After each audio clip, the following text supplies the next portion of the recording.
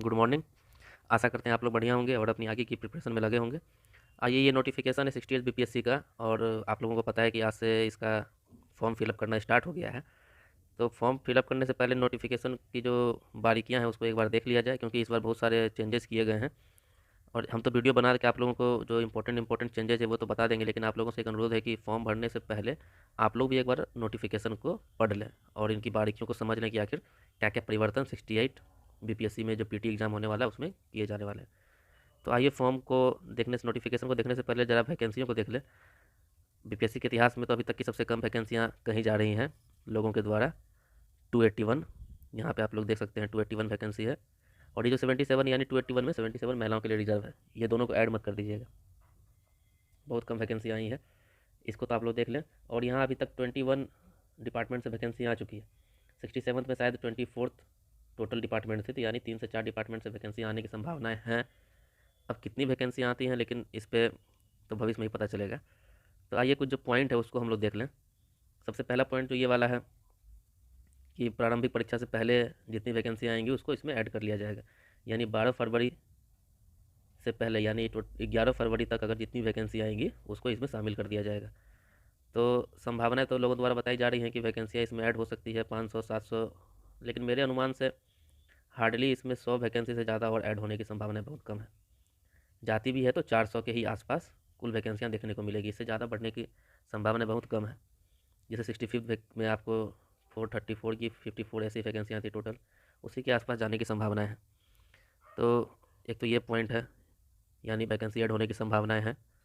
दूसरा पॉइंट है जो सबसे विवादास्पद पॉइंट, जो 67 में अध्यक्ष के द्वारा किया जा रहा था कि एक से अधिक पालियाँ। अब किस आधार पर एक से अधिक पालियाँ लेंगे आप? तो अधिक आवेदन, आवेदन की संख्या के आधार पर। अब यहाँ पे ये मेंशन इनके द्वारा नहीं किया गया है कि कितना अधिक। अब इनके अनुसार 1 लाख भी अधिक हो सकता है, 2 लाख भी अधिक हो सकता है, 3 लाख भी अधिक हो सकता है, 4 लाख भी अधिक हो सकता है। यानी अध्यक्ष पूरे मूड में है कि बीपीएससी का पीटी को 2 पालियों में ही कराया जाए, जैसे दरोगा हो रहा है, सचिवालय सहायक का एग्जाम हो रहा है। तो अब ये तो 67 में आने के साथ ही इनका मन था। अब अपने मन को ये शायद 68 से पूरा करने जा रहे हैं, और ज़्यादा उम्मीद है कि अब 2 पालियों में ही बीपीएससी की पीटी की एग्ज़ाम होगी। अब लोग कहेंगे कि 12 फरवरी एक ही डेट दिया गया है, तो उससे कोई मतलब नहीं है। 12 13 दे सकते हैं, 12 15 दे सकते हैं, वो दे सकते हैं।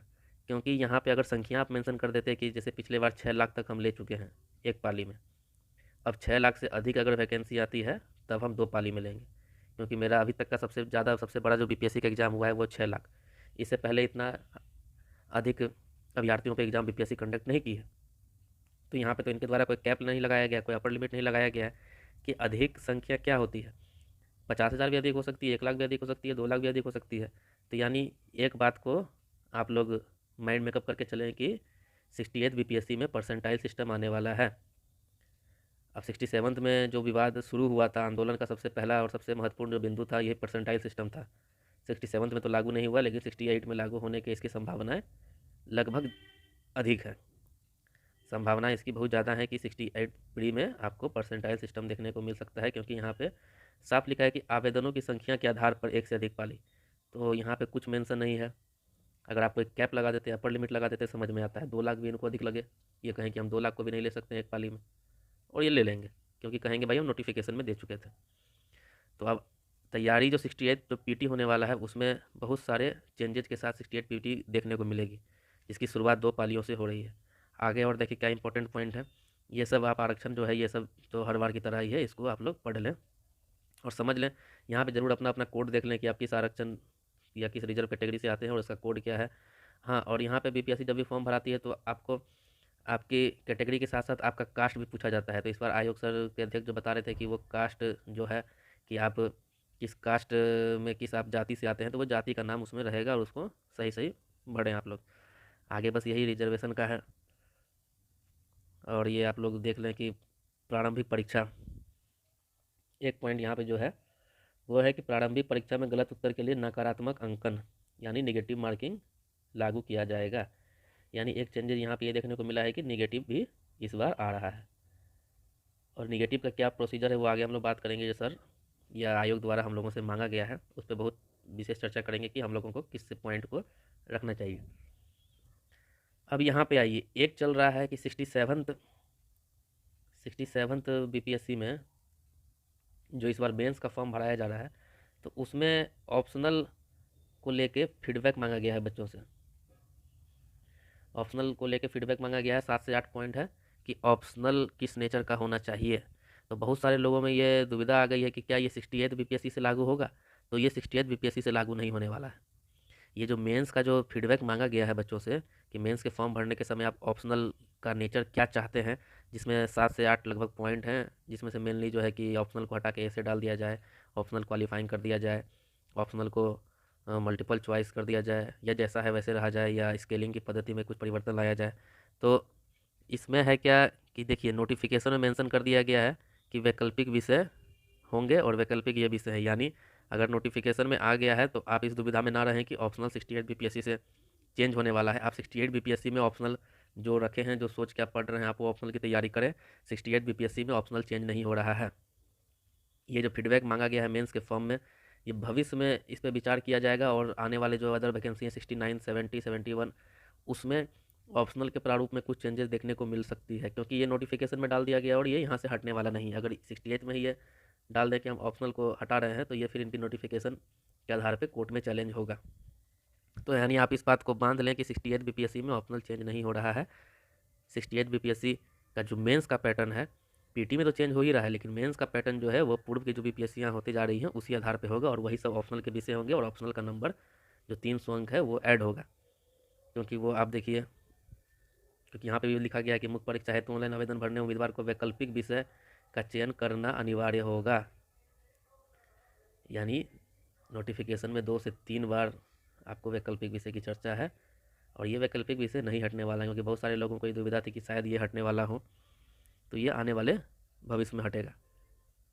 अब आते हैं जो सबसे मेन पॉइंट है, ये 3 पॉइंट इस बार के बीपीएससी पीटी के जो फॉर्म भराने में है, और ये 68 बीपीएससी में ही लागू होने वाला है, और बच्चों का मंतव्य लिया जा रहा है। अब देखिए, इस पे चर्चा करना बहुत ज़रूरी है, क्योंकि जब फॉर्म आप लोग भरेंगे तो आप लोग ये 3 ऑप्शन तो आप लोगों को कंपलसरी है कि देना है कि इस तीनों में से आपका क्या मंतव्य है, यानी आप क्या मानते हैं, आपका क्या फीडबैक है, ये आयोग को देना ज़रूरी है। अब देखिए, मेरे अनुसार जो ये नंबरिंग किया गया है, तो एक बात तो है कि जो चेयरमैन हैं उनके जो मूड में है ये वाला ऑप्शन, वो पहले से ही मूड बना के रखे हैं कि हम 50 क्वेश्चन ऐसा देंगे जिसका मार्क 2 होगा, और जो रॉन्ग होने पे आधा कट जाएगा। ये सर का मन है देने का। अब आप लोग कहिएगा भाई किस आधार पे, तो सबसे पहली बात कि 3 ऑप्शन में 2 ऑप्शन एक ही नेचर का है। आप लोग पढ़िए, बस मार्किंग का सिचुएशन अलग है। यहाँ 1/4 कटेगा 1 मार्क दिया जाएगा, यहाँ पे आधा कटेगा 2 मार्क दिया जाएगा। यानी चेयरमैन सर का ये इच्छा है कि हम 50 क्वेश्चन ही मात्र ऐसा डिफ़िकल्ट बनाएं जिसको टैकल करने पे आपको ग्रेस मिलेगा, और अगर आप गलत करते हैं तो आप नेगेटिव, अच्छा खासा नेगेटिव के साथ पीछे आ जाएंगे। और बार बार अपने इंटरव्यू में वो इस बात को दोहरा भी रहे हैं कि ऐसा होना चाहिए, ऐसा होना चाहिए, यानी वो इस दो, यानी 3 अगर ऑप्शन को हम देखें तो ये 3 ऑप्शन नहीं है, ये 2 ही ऑप्शन है। आप एक ऑप्शन को 2 बार दे दिए हैं, खाली मार्किंग की ही तो अंतर है। हाँ, आप दिए हैं 2 बार। यानी एक बात तो है कि चेयरमैन के मन में है कि भाई हम 150 का 150 निगेटिव ना करें, हम 50 ही निगेटिव करें।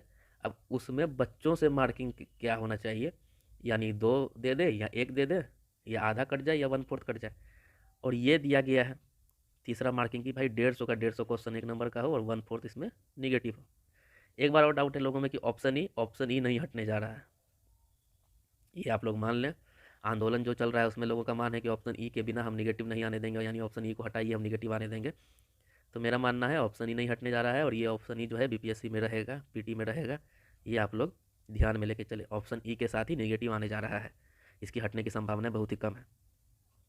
तो अब हम बताते हैं कि भाई इस दोनों में क्या दिक्कत है, और इस ये लाने में क्या ज़रूरी।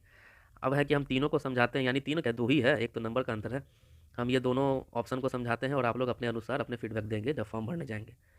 तो देखिए, यहाँ पे कह रहे हैं कि हम 100 में जो 100 क्वेश्चन है वो कोई निगेटिव का नहीं हो, यानी 100 क्वेश्चन में कोई निगेटिव नहीं, जो प्रीवियस चला आ रहा है वो ऐसा ही रहेगा। और 50 क्वेश्चन जो स्टार मार्क, जो बहुत दिन से चर्चा चल रही थी कि एक स्टार मार्क होगा, स्टार मार्क होगा, वो हम देंगे। तो यहाँ पे कहा गया कि जो 50 क्वेश्चन है स्टार मार्क, यानी ये 1/3 होगा टोटल 150 में, तो हम सभी सेक्शन से 1/3 स्टार मार्क पर्सन देंगे। चलिए यहाँ तक आपका ठीक है। लेकिन बीपीएससी जो है वो सभी सेक्शन से बराबर क्वेश्चन तो पूछती नहीं है। हिस्ट्री से 30 क्वेश्चन है, यानी 30 हम मिनिमम मान के चले। साइंस से 30 है, जियोग्राफी से 15 से 20 पूछती है, मैथ से 10 पूछती है, पॉलिटी से 10 पूछती है, इकोनॉमिक्स से 15 पूछती है। तो यानी एक चीज़ आप ज़रा गौर करें, तो ये जो बोल रहे हैं कि हर एक सेक्शन से हम 1/3 पर्सन को स्टार मार्क मार देंगे, तो यानी अगर हिस्ट्री से 30 क्वेश्चन आ रहा है, साइंस से 30 क्वेश्चन आ रहा है, तो यानी इस दोनों से 10 क्वेश्चन स्टार मार्क का होगा। वहीं मैथ से मात्र 3 क्वेश्चन होगा स्टार मार्क का, पॉलिटी से मात्र 3 क्वेश्चन होगा स्टार मार्क का, जियोग्राफी से मात्र 4 क्वेश्चन होगा स्टार मार्क का। ये देखने को मिल रहा है ना, क्योंकि आपका जो 5 से 7 सेक्शन जो बीपीएससी पीटी में आता है, करंट से 10 क्वेश्चन होगा स्टार मार्क का। तो पहली तो दिक्कत वाली बात यह है कि आप स्टार मार्क जो ला रहे हैं वो इक्वल नहीं ला रहे हैं आप, क्योंकि आप कहीं मेंशन भी नहीं किए हैं कि हर एक सेक्शन से इक्वल क्वेश्चन पूछा जाएगा। तो जब हर एक सेक्शन से इक्वल क्वेश्चन नहीं पूछा जा रहा है तो आप अनइक्वल स्टार मार्क दे रहे हैं। अब जिसका हिस्ट्री ऑप्शनल है तो वो तो लीड है, ले लिया। जो साइंस बैकग्राउंड से है वो तो 10 क्वेश्चन में लीड ले लिया। जिसका ज्योग्राफी ऑप्शनल है, जिसका पीएसआईआर ऑप्शनल है, जिसका इकोनॉमिक्स ऑप्शनल है, वो तो लीड नहीं ले पाएगा। यहाँ पे सीधा सीधी दिख रहा है कि अगर आप 1/3 ला रहे हैं तो 1/3 आप हर एक सेक्शन से ला रहे हैं, लेकिन हर एक सेक्शन से आप इक्वल क्वेश्चन नहीं पूछते हैं, जो बीपीएससी का ट्रेंड है। तो फिर कहाँ से लेवल प्लेइंग फील्ड हो गया। और स्टार मार्क पे आप इतना भारी भरकम जुर्माना जो रख रहे हैं, 1/3 मतलब आधा रख रहे हैं, तो जो उस बैकग्राउंड से नहीं आते हैं तो वो तो डरेंगे सवाल को टैकल करने में, वो तो डरेंगे ही। और जिनका ऑप्शनल है, क्योंकि आप स्टार मार्क के पर्सन को कम से कम ऑप्शनल लेवल का तो पूछिएगा, ये तो आपसे उम्मीद की जाती है। अगर हिस्ट्री से क्वेश्चन है तो कोई क्वेश्चन जो नेट जीआरएफ में पूछा जाता है वो क्वेश्चन आ सकता है, क्योंकि कोई नहीं जानता कि वो जो स्टार मार्क अगर बताया जाएगा, एक जो क्वेश्चन सेट करता है उसको, कि आपको 50 क्वेश्चन को थोड़ा नेचर को टफ करना है, तो नेचर टफ करने के लिए वो क्या करेंगे, थोड़ा सा और इंटेंस स्टडी करेंगे। पर्सन को नेचर को टफ करने के लिए थोड़ा सा और आगे वाली किताबें पढ़ेंगे। तो यानी वो क्वेश्चन अगर हिस्ट्री सेक्शन का क्वेश्चन है तो वो नेट जीआरएफ तक जा सकते हैं। अगर नेट जीआरएफ का क्वेश्चन अगर उठा के लाएँ तो क्या आपको लगता है कि जिसका हिस्ट्री ऑप्शन नहीं है, ये जो नेट की तैयारी नहीं करता है, वो उस क्वेश्चन को टैकल कर पाएगा? यहाँ खाली हिस्ट्री का बात नहीं, यहाँ साइंस का भी बात है। यहाँ करंट का चलिए वहाँ पे एक इक्वल है कि भाई करंट सबके लिए बराबर है, लेकिन और विषय, अब कौन सा क्वेश्चन टफ है, कौन सा क्वेश्चन इजी है, ये कैसे पता चलेगा फैक्चुअल एग्जाम में? आप कंसेप्चुअल तो पूछ नहीं रहे हैं। एक बात हम बताते हैं, अगर जो साउथ बिहार का लोग है और वो बीपीएससी ऐसे ही देख रहा है, देने का मन है, तो उसके लिए नॉर्थ बिहार का अगर ज्योग्राफी से कुछ क्वेश्चन आ जाए, अगर पूछा जाए भाई पूरब से पश्चिम नदी को पता है, महानंदा पहले आता है, कोसी पहले आता है, वो कन्फ्यूज हो सकता है, उसके लिए वो क्वेश्चन टफ है। जो बिहार से बाहर के स्टूडेंट हैं, मध्य प्रदेश के हैं, राजस्थान के हैं, हरियाणा के हैं, उनके लिए भी टफ हो सकता है कि भाई कुंवर सिंह का जन्म कहाँ हुआ था। हम ये एक बता रहे हैं, लेकिन आप लोग कहिएगा कि भाई जो बीपीएससी देने आ रहा है वो कम से कम इतना तो पढ़ के आएगा, पढ़ के आएगा, ये बात उनको जानना चाहिए। लेकिन हम यहाँ पे ये मेंशन करना चाह रहे हैं कि आखिर फैक्चुअल एग्जाम में जहाँ फैक्ट आप पूछते हैं, वहाँ टफ का पैमाना क्या होता है? टफ का पैमाना तो उसमें कुछ हो नहीं सकता फैक्ट के एग्ज़ाम में। जो आपके लिए टफ होगा बहुत सारे स्टूडेंट के लिए ईजी होगा, क्योंकि यहाँ फैक्ट है, जो पढ़ा है। इकोनॉमिक्स अगर कोई डाटा आ जाए, अगर आप पढ़े हैं तो वो आपके लिए ईजी है। इस बार 67 में जब पूछा गया खाद्यान्न वाला, जो पढ़ के गया होगा उसके लिए ईजी होगा कि कितना टन था, शायद 109 मिलियन टन, 209 मिलियन टन वाला जो क्वेश्चन है आप देखिएगा एक बार, तो जो पढ़ के गया होगा उसके लिए तो बहुत ईजी होगा, लेकिन जो नहीं पढ़ के गया उसके लिए टफ होगा। तो हम यहाँ ये कहना चाह रहे हैं कि फैक्ट के एग्जाम में कौन सा क्वेश्चन टफ है, कौन सा क्वेश्चन ईजी है, वो कैसे पता चलेगा? तीसरा बात जो होगा स्टार मार्क को लेके, अब है कि स्टार मार्क का सवाल एक जगह रहेगा नहीं।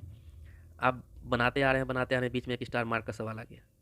अब जैसे आप वो स्टार मार्क देखेंगे आप थोड़ा डर जाएंगे, समझ जाएंगे, सोचेंगे इसको बाद में अटैम्प्ट करते हैं, फिर आगे बढ़ेंगे। वो होता है एग्जामिनेशन हॉल में।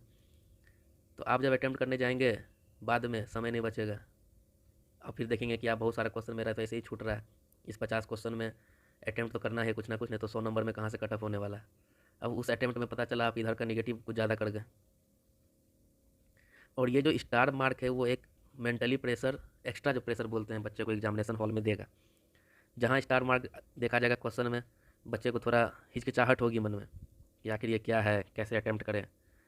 तो ये जो आप नेचर को और टफ करते जा रहे हैं, आप अपना स्तर सुधारने नहीं चाहते हैं। आप बच्चे के साथ जितना खेलना चाहते हैं वो खेलने के आप पूरे मूड में हैं। आप 2 पाली में एग्ज़ाम लेंगे, वो कन्फर्म हो गया है। और आपका मन है कि हम 50 स्टार मार्क डालें, इसलिए आप 2 ऑप्शन 3 में 2 ऑप्शन उसी का दिए हैं। क्योंकि आप सोचते हैं कि भाई आपका मन, और ज़्यादातर उम्मीद है कि आयोग के अध्यक्ष कहीं इसी को ना डाल दें, क्योंकि आयोग स्वतंत्र होता है निर्णय लेने के लिए। देखिए यहाँ पे लिखा हुआ भी है कि मात्र कार्यालय के इसके लिए है, इस आधार पर कोई निर्णय लेना नहीं लेना आयोग का क्षेत्राधिकार होगा। यहाँ मेंशन भी है ये वाला पॉइंट में, यानी वो स्वतंत्र है निर्णय लेने के लिए। अगर ये दोनों पॉइंट आया तो ये बच्चों के साथ नाइंसाफ़ी होगी। आप 150 का 150 आप दे दें कि भाई निगेटिव मार्किंग 150 में रहेगा, 1/4 कटेगा। हम लोगों का एक आइडिया रहेगा, सब सवाल इसमें अब कौन टफ है कौन ईजी, हमको उससे कोई मतलब नहीं है।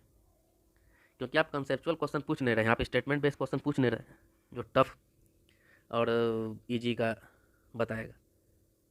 क्योंकि आप स्टार मार्क लगा रहे हैं, आप फैक्चुअल क्वेश्चन पूछ रहे हैं, उसमें कौन सा टफ जाएगा कौन सा ईजी जाएगा ये तो अब कोई नहीं बता सकता है। तीसरी बात, प्रैक्टिस जब हम लोग करेंगे तो हम लोगों को दिक्कत होगा कि हम किस क्वेश्चन को टफ माने और किस में हम निगेटिव करें, किस में निगेटिव ना करें। मॉक टेस्ट जब बनेगा तो उसमें भी दिक्कत होगा। कोचिंग वाले कंसेप्चुअल क्वेश्चन को स्टार मार्क डाल के दे पूछते चलेंगे, पता चला बीपीएससी कंसेप्चुअल के नाम पे कुछ पूछा ही नहीं, फैक्ट्री पूछता चला गया। और हम लोग कन्फ्यूजन में रहेंगे कि क्या कंसेप्चुअल क्वेश्चन को ही स्टार मार्क माना जाएगा बीपीएससी में, कंसेप्चुअल में जोड़ देंगे, पता चला बीपीएससी फैक्ट्री पूछ दिया। तो उससे बढ़िया है कि आप 150 का 150 क्वेश्चन पे ही निगेटिव कर दें। ऑप्शन ही आपको हटाना है नहीं हटाना है, अब तो ये बात की बात है, वो आपका क्षेत्राधिकार है। मुझे लगता है नहीं हटाएंगे, अगर हटा दे तो और भी बहुत अच्छा बात है। नहीं हटाए तो भाई रहने दीजिए, सबके लिए लेवल प्लेइंग फील्ड होगा। आप ऑप्शन ई के साथ निगेटिव रखना है आप रखिए, लेकिन ये जो स्टार मार्क का जो झंझट है इसको कृपया करके हटाएं। और चेयरमैन का सबसे ज़्यादा जो मन है कि वो ये 2 स्टार मार्क को रखना चाह रहे हैं। आप लोगों से अनुरोध है कि आप लोग और समझ लें कि आखिर ये स्टार मार्क में क्या क्या है, और फीडबैक ज़रूर दें, वो तो कंपलसरी देना ही पड़ेगा। लेकिन मेरे अनुसार ये जो स्टार मार्क वाला है 150 क्वेश्चन पे निगेटिव कर दिया जाए, वो सबसे ज़्यादा ईजी होगा स्टूडेंटों के लिए बनिस्पत स्टार मार्क के सवाल का। क्योंकि उसका जो नेचर है वो समझना मुश्किल है। और फैक्ट के एग्ज़ाम में क्या टफ होता है क्या ईजी होता है, वो सिचुएशन या वो पढ़ाई पे डिपेंड होता है कि कौन सा डाटा आपकी नज़र से निकला, कौन सा डाटा आपकी नज़र से नहीं निकला। और ये फॉर्म भरने की अंतिम तिथि 20 दिसंबर है, ये तो आप लोगों को पता है, देख लें आगे। और ऐसा तो कुछ है नहीं, बस यहाँ पे यही बात कहना चाहेंगे क्या कि जो फीडबैक मांगा गया है, अगर 150 का 150 में ही निगेटिव आ जाता है तो वो हम लोगों के लिए आसान होगा। ऑप्शन ही हटाना नहीं हटाना उनके हाथ में है, चलिए उस पर ज़्यादा डिबेट का विषय भी नहीं है। लेकिन जो ऊपर के जो 2 पॉइंट और हैं वो घातक सिद्ध होंगे। तो बस आप लोग से बस इतना ही अनुरोध है कि फॉर्म को एक बार फिर से नोटिफिकेशन को पढ़ें। और जो मेन क्रक्स है इसमें कि 68 में जो ऑप्शनल है वो वैसा ही रहने वाला है, वो नहीं हटने वाला है। 67 मेंस के फॉर्म के आधार पे आप लोग ये ना सोचें कि ऑप्शनल हटने वाला है। और जो निगेटिव का जो नया है, तो वो निगेटिव का ज़्यादा जो बच्चों के लिए आसान होगा कि वो 150 का 150 सवाल निगेटिव आ जाए। और तीसरा है कि जो 2 पाली में एग्ज़ाम होने जा रहा है, माइंड मेकअप कर ले कि इस बार का एग्ज़ाम 2 पालियों में होगा। चलिए धन्यवाद। आगे अगर कोई भी चेंजेज आएगी तो उस पर फिर से चर्चा करेंगे आप लोगों से। धन्यवाद।